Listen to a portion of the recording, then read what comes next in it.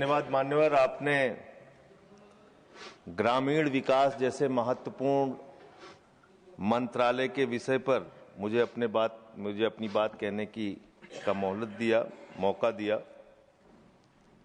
मान्यवर, मैं अदम गोंडवी जी की चंद लाइनों से अपनी बात शुरू करना चाहता हूं कि तुम्हारी फाइलों में गांव का मौसम गुलाबी है, तुम्हारी फाइलों में गांव का मौसम गुलाबी है, मगर ये आंकड़े झूठे हैं, ये दावा किताबी है। सर, भारत की सरकार ने जब विकसित भारत की कल्पना की है तो उस कल्पना के तहत गांव को कहां रखा है, आपके माध्यम से ये देश को मालूम होना चाहिए। हमारे टोटल बजट का भारत सरकार ने जो पूरा बजट 2026 और 27 के लिए प्रस्तुत किया मान्यवर, उसका मात्र 3.6% बजट ग्रामीण विकास के लिए रखा है। यह स्पष्ट करता है सरकार की मंशा को। यह बताता है कि ग्रामीण विकास के लिए आपकी सोच क्या है, ग्रामीण व्यवस्था को आप कैसे संचालित करना चाहते हैं, कितना विकास वहां पर करना चाहते हैं। मान्यवर, बहुत सारी योजनाएं गांव के विकास के लिए चलाने का दावा सरकार की ओर से किया जाता है। उसमें से एक प्रमुख योजना है जिसका ढिंढोरा भारत की सरकार बार बार पीटती है, जल जीवन मिशन, जल जीवन मिशन, हर घर जल की योजना, हर घर जल की योजना। वो जल जीवन मिशन क्या है मान्यवर, जिसके ऊपर आप लाखों करोड़ रुपए अब तक खर्च कर चुके हैं। गांव गांव में पाइप से पानी पहुंचाने के नाम पे लोगों से आप पैसा लेंगे, वहां की जनता को मीटर लगा के पैसे की वसूली करेंगे, जो व्यवस्था पहले नहीं थी। उसके बाद आपने गांव गांव में सड़कों की खुदाई कर दी। जो ग्रामीण व्यवस्था के अंदर जिला पंचायत से सड़क बनी थी, ग्राम सभा से सड़क बनी थी, जो गांव के विकास के लिए पैसा लगा था, उसको जल जीवन मिशन के तहत सड़कें खोद के, गांव के रास्ते खोद के उसको बर्बाद करने का काम किया गया। तो जल जीवन मिशन जन जीवन को अस्त व्यस्त कर रहा है। एक तो ये उस मिशन की खासियत है जो सरकार को सोचना और जानना चाहिए। दूसरी बात मान्यवर, मेरा तो कहना छोड़ दीजिए, भारतीय जनता पार्टी के एक विधायक है ब्रजेश राजपूत जी, उन्होंने उत्तर प्रदेश के सरकार के मंत्री का घेराव किया।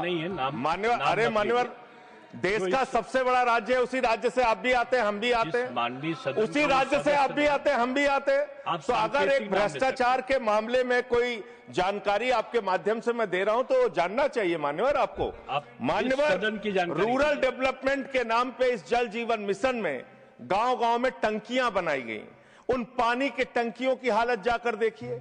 वो पानी की टंकियां उद्घाटन से पहले उजड़ जाती हैं, उद्घाटन से पहले उखड़ जाती हैं, टूट जाती हैं, गिर जाती हैं। 5-5, 10-10 करोड़ की टंकियां, पाइपलाइन जो है वो टूट जाती है। तो मैंने तो इसका मामला सबसे पहले उठाया था, तब सरकार ने हमारी बात नहीं सुनी, कई मुकदमे मेरे ऊपर उल्टा करा दिया। लेकिन इनके एक विधायक ने मान्यवर अपने ही मंत्री का घेराव कर लिया ब्रजेश राजपूत जी ने, और बीजेपी के विधायक ने कहा कि इस योजना में जबरदस्त भ्रष्टाचार है। इसलिए ये योजना भ्रष्टाचार की भेंट चढ़ चुकी है। दूसरी बात आते हैं, आपने गांव के अंदर जो तमाम और स्कीम शुरू की और उसकी हकीकत क्या है, कितना बजट निर्धारित किया, कितना खर्च किया।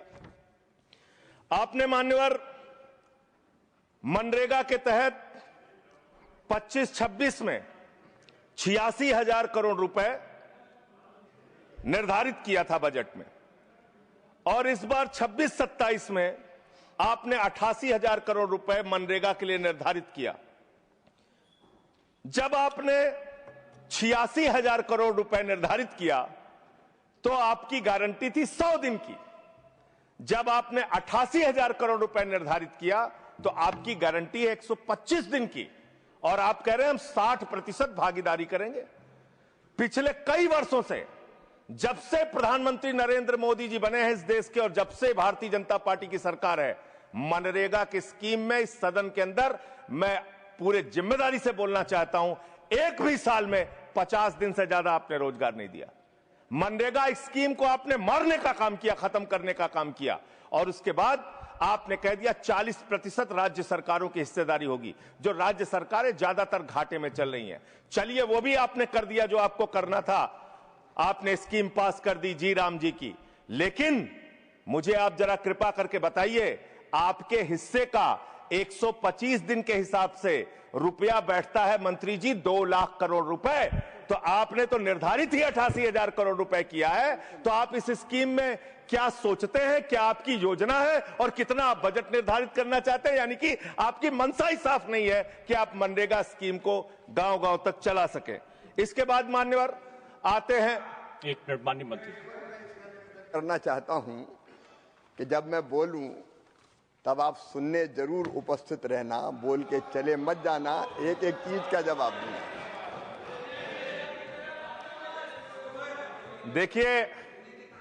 देखिए मान्यवर, देश का प्रधानमंत्री गैस के संकट के इस समय में किस गुफा में छुपा हुआ है? पहले उसको निकाल के लाइए, पहले उसको निकाल के लाइए। प्रधानमंत्री किस गुफा में छुपे हुए हैं? मंत्री के बारे में आप हमारे ऊपर टिप्पणी कर रहे हैं, का प्रयोग नहीं करेंगे। आप हमारे ऊपर टिप्पणी कर रहे हैं।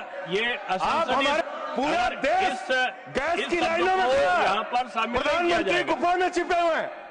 प्रधानमंत्री को निकाल के लाइए, प्रधानमंत्री को निकाल के लाइए।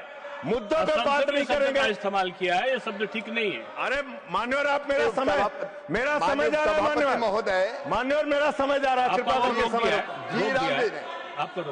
जी राम जी पर रात को 1:30 बजे तक मैंने चर्चा सुनी और जब उत्तर देने की बारी आई तो विपक्ष भाग गया था। इसलिए मैं निवेदन कर रहा हूं कि रहना जरूर, एक एक चीज का जवाब दूंगा, एक एक चीज का। दूसरी चीजें उसमें शामिल नहीं करेंगे जी। मान्यवर, बात करते हैं ग्रामीण विकास की आप बात कर रहे हैं। उज्ज्वला स्कीम के तहत 8 से 10 करोड़ सिलेंडर गांव में आपने बांटे हैं और 10 से 11 करोड़ सिलेंडर के कनेक्शन लोगों ने अपने आप से लिए हैं। 21 करोड़ सिलेंडर के कनेक्शन गांवों में हैं। मैं आपके माध्यम से इस सरकार से पूछना चाहता हूं, मध्य एशिया के अंदर जो युद्ध चल रहा है इजराइल और अमेरिका और ईरान के बीच में, आप क्यों इजराइल के खड़े हो गए, जिसके कारण से हिंदुस्तान को आज गैस का संकट भुगतना पड़ रहा है? पूरा देश लाइन में खड़ा है, गांव लाइन में खड़ा है, शहर लाइन में खड़ा है, एक एक इलाका लाइन में खड़ा है। होटल बंद हो रहे हैं मान्यवर, मोरवी के अंदर गुजरात में टाइल्स की फैक्ट्रियां बंद हो रही है मान्यवर। आपने क्या हालत की है? आप राज्यों के साथ न्याय नहीं करते, आप ग्रामीण व्यवस्था के साथ न्याय नहीं करते। आपने बनारस के अंदर 4200 एकड़ जमीन वहां के किसानों की जबरन कब्जा की। 2013 का जो अधिकरण का नियम है, वो नियम आपने लागू नहीं किया। वहां लाठियों से किसानों को पीट के प्रधानमंत्री के संसदीय क्षेत्र में जमीनें कब्जा करने का काम आपने किया। जो पंजाब पूरे देश का पीडीएस सिस्टम चलाता है, 50% भागीदारी पंजाब के किसानों की होती है। आपने पंजाब के रूरल डेवलपमेंट का 8,000 करोड़ रुपए मार के बैठे हुए। आप बताइए क्यों आपने पंजाब का हिस्सा नहीं दिया? क्यों आप वहां के साथ सौतेला व्यवहार कर रहे हैं? बताइए इस देश को और पंजाब के लोगों को। वहां पर बाढ़ आई, आप भी गए थे मंत्री जी वहां पे दुख जताने के लिए। आपने वहां की भयावह परिस्थितियों को देखा था। बावजूद इसके 1600 करोड़ रुपए की मदद आपने घोषित की थी। 16 पैसे आपने पंजाब को नहीं दिए। 16 पैसे। यह आपकी दुर्भावनापूर्ण नीति है जो राज्यों को भुगतनी पड़ रही है, जो देश को भुगतनी पड़ रही है। और ग्रामीण विकास के नाम पर आपने इस देश के गांव में रहने वाली जनता को लगातार देने का काम किया है, लगातार काम किया है। चाहे वो आंगनबाड़ी की स्कीम हो, आंगनबाड़ी की कार्यकर्तियां, हर काम में उनको आप लगा देते हैं, लेकिन आप उनको पैसा देने के नाम पर आपको हंसी आएगी, हंसी आएगी, हंसी आएगी। आंगनबाड़ी की योजना गांव में ही चलती है, गांव में ही चलती है, हंसी आएगी आपको। मान्यवर, मैं अंत में एक ही बात कहना चाहता हूं। मंत्री जी ने कहा भागिएगा नहीं, मैं बिल्कुल बैठ के आपकी एक एक बात को सुनूंगा। मंत्री जी, ध्यान से सुनूंगा। जितनी बात मैंने कही है उसका पूरा जवाब दीजिएगा, और अगर आप जवाब नहीं दे पाएंगे तो मुझे भी उस वक्त बोलने का अवसर दीजिएगा। आप ही अकेले बोलने का अधिकार रखते हैं, ऐसा नहीं होना चाहिए। और दूसरी बात मान्यवर, दूसरी बात, इस समय भगौड़ा कौन है, ट्रंप की गुलामी कौन कर रहा है, पूरा देश देख रहा है। माननीय, जो भी चर्चा के दौरान जो भी सदस्य असंसदीय शब्द आया होगा वो शामिल नहीं होगा चर्चा में।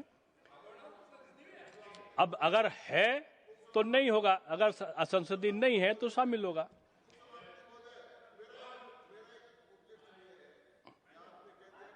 नहीं आएगा, लेकिन आजकल जो व्यवस्था है वो दूर संचार के माध्यम से चली जाती है, इसलिए ये भी व्यवस्था होनी चाहिए कि जिसको रिकॉर्ड में नहीं लिया है वो बाहर भी नहीं जाएगा। अब आपने किस चीज को कहा? जिस चीज को सारी व्यवस्था कराइए, जेल के शिक्षों में रहोगे और रहे और रहोगे। नहीं बोल सकते, आप सीधे बात नहीं करेंगे माननीय सदस्य, आप सीधे बात नहीं करेंगे, आप सीधे बात नहीं करेंगे, आप पीठ को संबोधित करिए, आप पीठ को संबोधित करिए। ये आमने सामने बहस का मुद्दा नहीं है। आप संसद में हैं, माननीय संजय सिंह, माननीय सदस्य, आप पीठ को संबोधित करिए। आप इस तरह से बात नहीं कर सकते। Next speaker Shri P Sunil ji. देखिए, मैं माननीय सदस्यों से अनुरोध करूंगा कि जो चर्चा होती है उसमें शब्दों का संयम ये आवश्यक होता है। आरोप लगाने पे मनाही नहीं है, लेकिन आरोपों की भी एक सीमा होती है शब्दों की, उसका पालन करना होगा। और जो इस प्रकार के शब्द आए होंगे जिनमें आपत्ति हो सकती है वो सम्मिलित नहीं होंगे। और दूसरा एक और अनुरोध साथ में है कि हम लोग सोशल मीडिया का, जैसे आपने जिक्र किया, सोशल मीडिया पे हम लोग जो यहाँ पर वक्तव्य होते हैं उनको देते हैं और किसी व्यक्ति विशेष के बारे में हम कुछ विश्लेषण लगाते हैं तो वो यहाँ पर उपस्थित नहीं होते। लेकिन सोशल मीडिया में जब वो चलता है तो कभी माननीय प्रधानमंत्री जी सुनते हुए दिखाई पड़ते हैं, कभी गृह मंत्री। मैं समझता हूँ ये उचित नहीं है। संसदीय व्यवस्थाओं के अंतर्गत वो वही होना चाहिए जो सदन में मौजूद हों।